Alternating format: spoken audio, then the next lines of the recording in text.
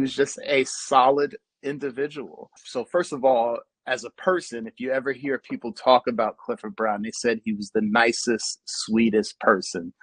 In a time where it was very difficult for musicians to manage their stress. So they sometimes, there wasn't a lot of resources like we have today. Like there wasn't better help.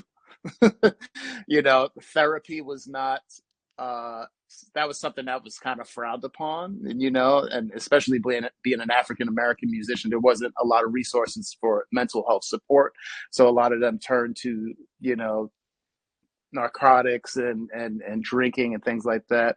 But one of the things you hear about Clifford Brown is like he was clean as a whistle. I think he could have done a lot of good just personally, being a mentor for people, like being an example of being a jazz musician that had a family life. He was married young.